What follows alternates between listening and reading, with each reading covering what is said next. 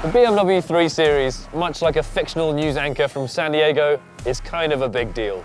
For starters, it's the most searched for and most popular car on Auto Trader, and it's been the undisputed king of the compact executive class for as long as any of us can remember. Now though, things are a little different. This might be the refreshed 3 Series for 2015, but it's got a real fight on its hands for class supremacy, with challenges from bold new rivals threatening its position at the top of the company car pile.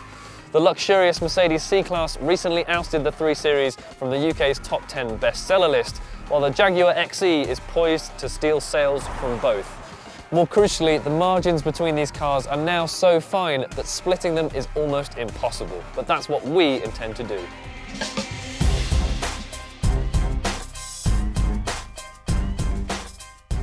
We're in northern Spain for our first taste of the latest 3 Series, and we've decided to bring along 2 of its toughest challenges for a 1,200-mile showdown. We've matched each of our cars spec for spec, and we've gone for the super efficient diesel versions that company car buyers absolutely love. During our pan-European schlep, we'll be testing every single aspect of these cars before picking a winner. We have planned a killer route so that when this journey's over, we're going to be able to give you the definitive verdict on your next compact executive saloon, whatever it is you're after.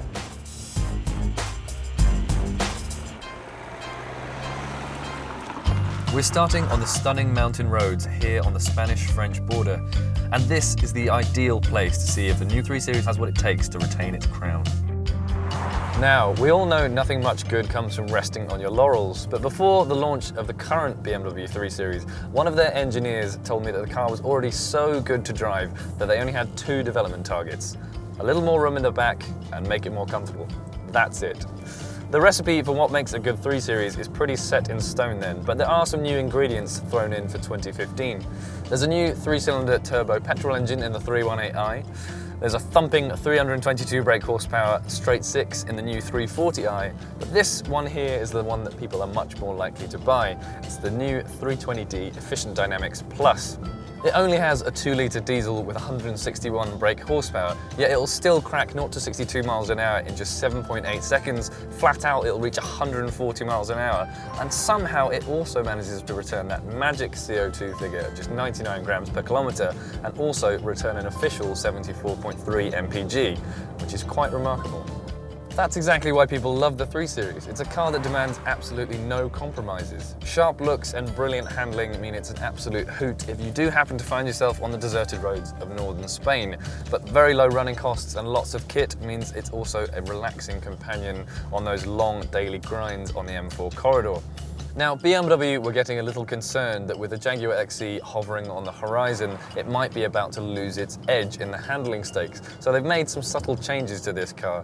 The suspension's now 10mm lower and stiffer on every single version, and they've also tweaked the steering, the dampers, and some of the struts to make it that little bit sharper, give it back some of that handling poise which has made it so famous and such an icon. Although one person did admit to me yesterday that the wheels and tyres you choose do make quite a big difference to how this car handles. The steering is not quite so successful as the handling though. The new Servotronic settings are supposed to create this happy medium between planted, stable feel on the motorway and darty, agile cornering, and it just robs you of a little bit of confidence in corners. Special mention has to go to the 8-speed ZF gearbox. It's been tuned by BMW to within an inch of its life, and that means you get incredibly precise changes whether you're going up or down the gearbox. You never have to wait for it to respond, and you're always in the right gear. However, is all that going to be enough to carry the 3 Series over the line against new competitors like the XE?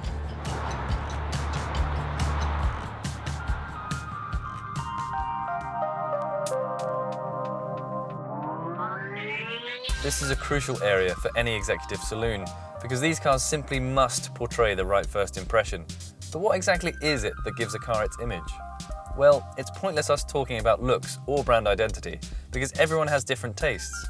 What people do and don't like on both counts is very personal indeed. Although, the Jag is brand new, which does give it a certain wow factor that's missing from the cars we've watched develop gradually over decades. We'd say that interior quality is a much more tangible measure of prestige, and here the Jaguar falls a little short of its rivals. It's a much closer race between the BMW and the Mercedes, both of which feel a good bit posher than the Jag. But for outright swank factor, we'd say the C-Class just about edges it for its sense of occasion.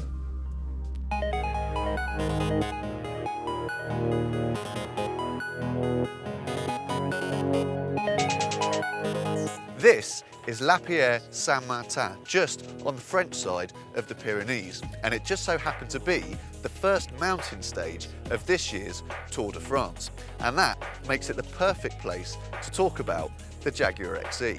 Why? Well, because Jaguar makes a lot of its relationship with Team Sky, and by association, the guy that eventually won the Tour, Chris Froome. Now, Froome may have crossed the line in Paris, but it's here where he really laid the foundations for his victory, and he did it by absolutely pummeling his rivals on these steep, winding slopes. The XE has a very similar job on its hands. Like Froome, it's a plucky Brit that needs to take the fight straight to Europe's finest. And if it's going to beat the 3 Series and the C-Class, it really needs to get the job done on roads like these.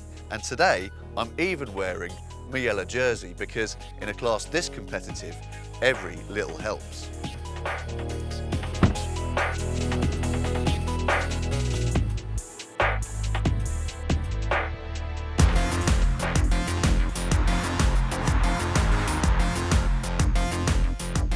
On paper, the Jag should have the tools to excel on roads like these. It has a more sophisticated suspension than either of its rivals, and much of the car is made from lightweight aluminium. In truth, it's not actually any lighter than the competition, but my goodness, is that suspension effective. The car just flows effortlessly along these twists and turns, thanks to sharply controlled body movements and bullish grip, and a wonderfully balanced, fluid feel. The real clincher though is the steering, which is fast, accurate, and packed full of genuine feel. It feels more intuitive and engaging than the BMW steering, and that on its own is enough to make the XE a more pleasurable car to thread along winding roads. The XE is now the handling benchmark in this class. Perhaps even more impressive is the fact that the Jag actually rides more comfortably than the BMW as well, especially at low speed. It's only a very slim difference, but nevertheless the XE is a very civilised way to travel, whether you're crawling through traffic or blatting up and down motorways, and you get all this ability without having to spend extra on fancy optional suspension. However, while the XE has the measure of the 3 Series in a number of dynamic areas, it simply cannot compete for performance. The Jag's engine is neck and neck with the BM's for power, but the hesitancy of this optional 8-speed automatic gearbox means it feels nowhere near as perky or as eager as the BMW in most driving situations. The Jaguar's engine could be quieter as well, but it's still more refined at a cruise than the one in the 3 Series, and it's on a par with the one in the Mercedes. The thing is, for all the XE's dynamic ability, that alone isn't going to be enough to convince buyers as demanding as the ones who drive compact executive saloons. This car simply needs to be as pleasurable to live with as it is to drive. After a day spent on the mountain switchbacks, we headed north, down the narrow passes to the foothills of the Pyrenees, pushing on northeast to our overnight stop in Toulouse.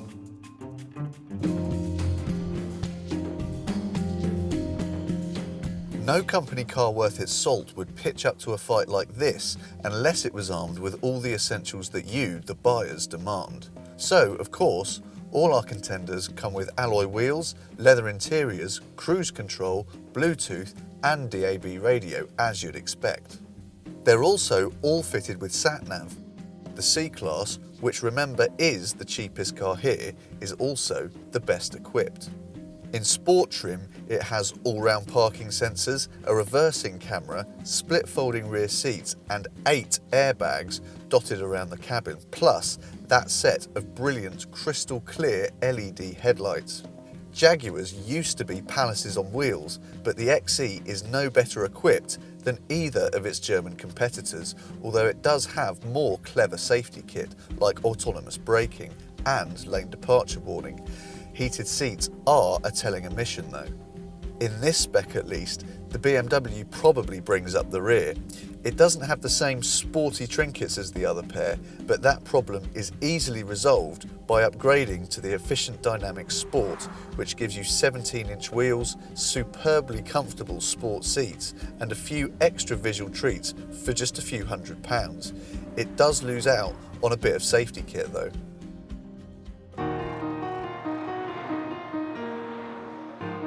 While the BMW and Jag are battling it out to be the sportiest saloon, the C-Class is actually quite happy being the wafty, comfortable one. The car that will transport you vast distances in a very civilised, grown-up way. We have a lot of miles to cover on this trip, so having that relaxed approach is going to be quite the tonic to the red mist driving in the mountains. And after all, this C-Class now looks more like a miniature S-Class these days, so why not behave like an S-Class? The question is it effective? Well, despite the cruise liner character of the C-Class, it doesn't actually feel any more comfortable than the other two cars here, especially in the sports trim level, because the lowered suspension actually makes life and the ride quality a little bit knobblier than it otherwise would be. Without quite the thrill factor the BMW or the Jag give you, it still handles faithfully and securely, and there is loads of grip, but the steering does feel a bit vague, and there isn't anywhere near as much body control. That said, you don't really notice these things when you're cruising up and down a motorway or commuting to work. What you will notice is just how solid and how right everything in here feels. The cabin quality is amazing, the seats are really comfortable, visibility is excellent, and there are myriad safety features going on to ensure you never put a wheel wrong. And when you're spending hours behind the wheel in one of these things, all this stuff matters. Another thing that matters is refinement. The C200 may be down on the others for performance, but this 6-speed manual gearbox is well spaced, it's positive and precise to use, and the Renault-sourced 1.6 litre diesel unit is actually more fun and much quieter than the bigger 2.1 litre diesel that's in the C220. Sure, I might be losing a bit of exit speed in some of these corners to the other two, but it never feels underpowered, and in day-to-day driving, you'll barely notice the difference.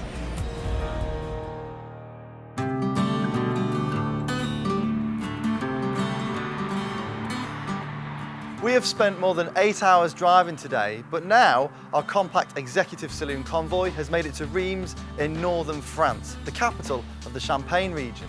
The road you see behind me is a public highway, but back in the 50s, this was also the setting for the French Grand Prix. And in 1954, driver Juan Manuel Fangio won this race in a Mercedes W196, which today remains one of the most famous racing cars of all time.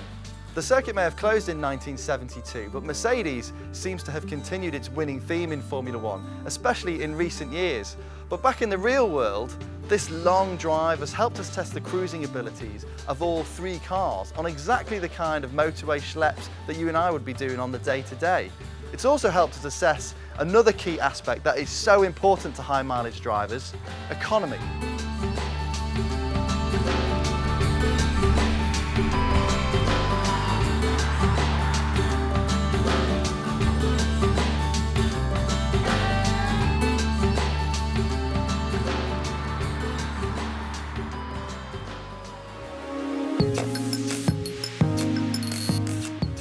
The 600-mile drive from Toulouse to Reims, with a mixture of motorways and fast A roads, gave us the perfect opportunity to test just how frugal these cars are in the real world. Each of them has a maximum efficiency mode, so after brimming the tanks with diesel and then resetting the trip computers, we set them all up to see which could go the furthest. But forget the official data, what did we actually manage to return while driving the length and breadth of France? Well, after crunching the numbers, it was the C-Class that proved to be the most frugal, returning 51.3 miles per gallon, pipping the BMW by a hair at 49.9 mpg, but both well outlasted the Jaguar, which managed a disappointing 44.4 mpg. After rolling back the years at Reims, we settled in after 2 long days at the wheel, but with the finish line now in sight, these rivals still feel neck and neck. We headed out west to the beaches of Normandy to decide which car would come away victorious.